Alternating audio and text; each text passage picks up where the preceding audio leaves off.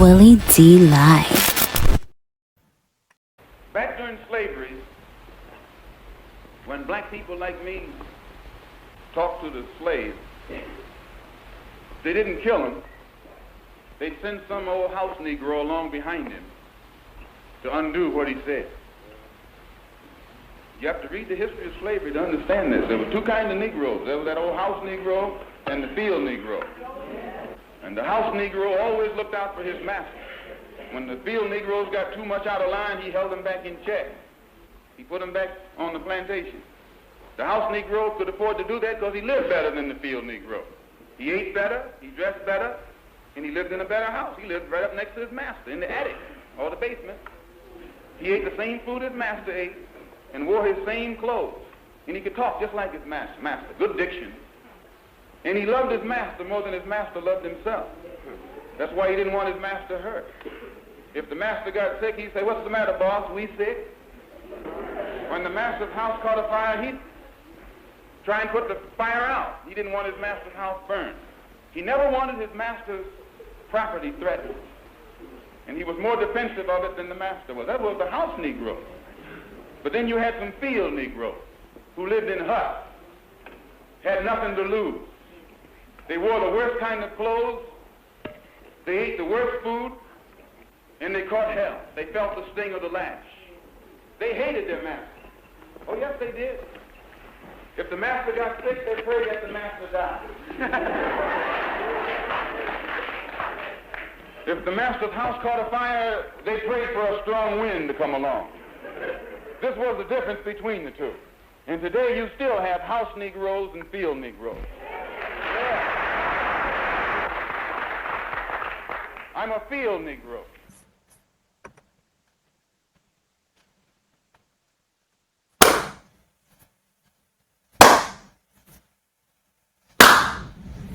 I ain't got no problem with that, but some of y'all do, so let's talk about it. Yeah, fam, let's talk about it. Let's get into it. Let me say this straight out the gate. This is bigger than Officer Black People Hate 'em Tatum. It's about anybody willing to sell their principles for acceptance. People who are willing to sell their soul, even their booty hole. Yeah. Malcolm X warned us about people who become useful to those in power. Some people really are not interested in equality. You can tell by the way that they allow themselves to get misused. They're not concerned about equality. They want access. Remember, Tatum was a full-fledged member of Turning Point USA. He waved the flag for him. He was their biggest black voice. They didn't even invite him to the funeral. So he damn sure didn't speak at the funeral. He wanted to be a part of that so bad. He wanted it so badly. But they stepped all over him. And instead of him saying, "You know what F y'all then? I'll go start my own organization." You know what he did? He sucked it up and continued to suck them up. He just continued to act like nothing really ever happened. This dude cried for Charlie Kirk. When Charlie Kirk died, he cried like a baby. I'm talking about the whole snotty nose, everything. Interrupted, can't talk. Now, it was already bad, but to add insult to injury, this dude actually said that he would not cry if his own child died. He said he wouldn't cry. But he said that he cried for Charlie Kirk, not necessarily for Charlie Kirk, but he cried for Charlie Kirk's children. Yeah, is that making any kind of sense to y'all, fam? Let me get this straight. You will not cry for your own children who you brought into this world. the seeds you planted. But you will cry for seeds some white nationalist planted. You're going to cry for them because they lost their dad died or was murdered. And you're going to cry for them, but you won't even cry. Yeah, fam. So that's what Malcolm was talking about. He's talking about that house Negro.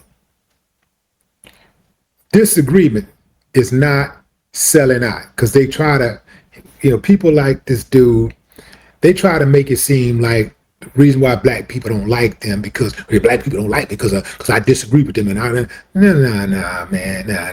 It ain't got, black people disagree with each other all the time. Black people who love themselves and love their people disagree with each other all the time. Disagreement is not selling out. Now, I do know that there are a few black people who think that sometimes when black people disagree with them, they are automatic sellout. I don't look at it that way. I think that we are not all a monolith and we have disagreements, but fundamentally, if you love your people, you can tell if black people love black people. You can tell if that black person loved their people or not. And it's very clear that Tatum do not love black people. So that's why people come at him the way they do.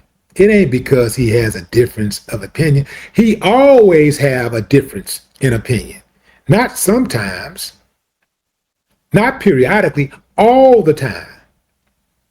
Changing your principles for money, attention, or favor,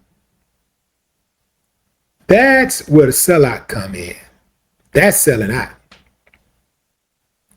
Some people will attack their own people because that's what gets them rewarded. Watch who gets rewarded for what. Watch who gets rewarded and what they're being rewarded for. Yeah.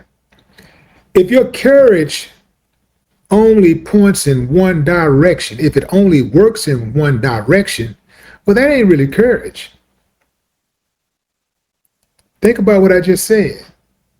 See, Tatum is really, really self-assured and courageous when he's dealing with black folks.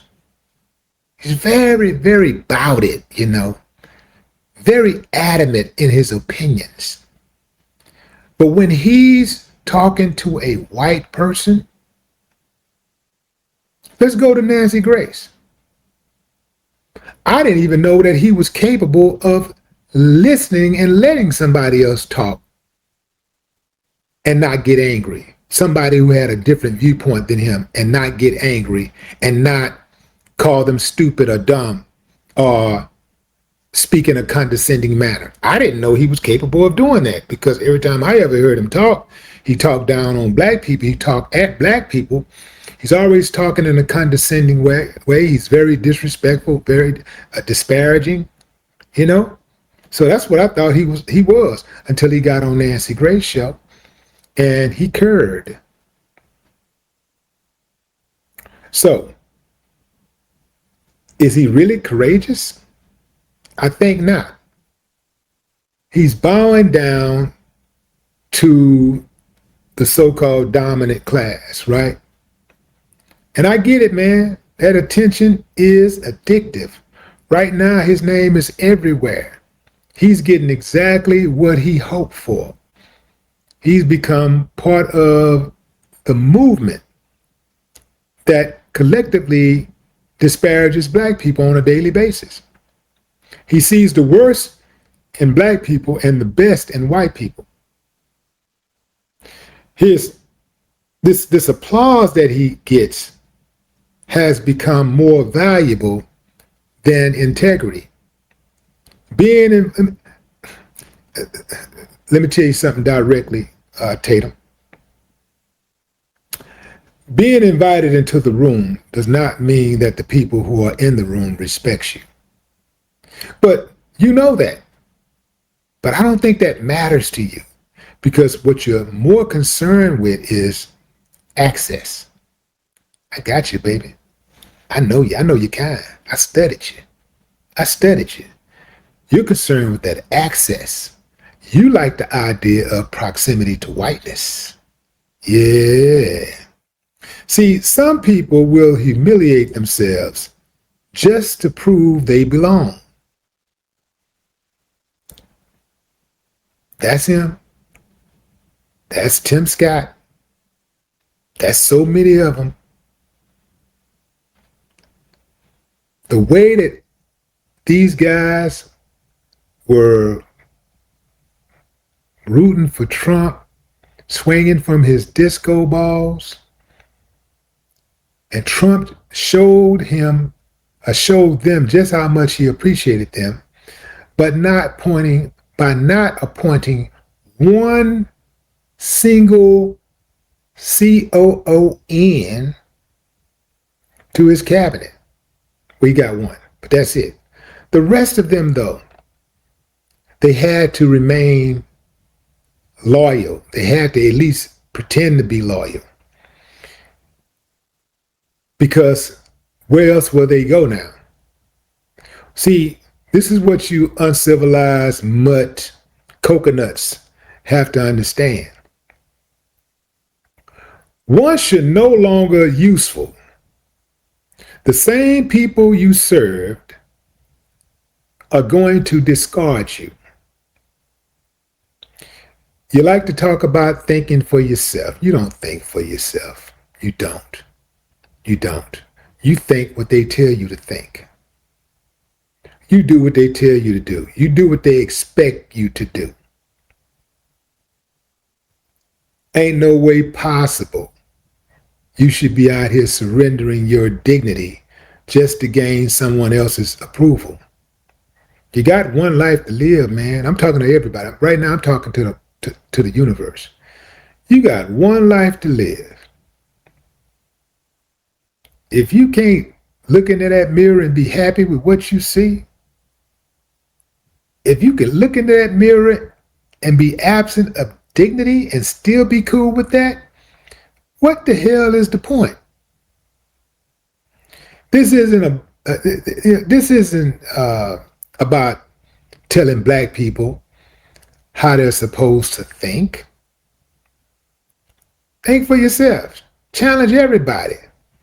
But if you have to surrender your dignity, principles, and integrity just to be accepted by people in power, you did not gain a seat at the table. You became part of the menu. No more talk.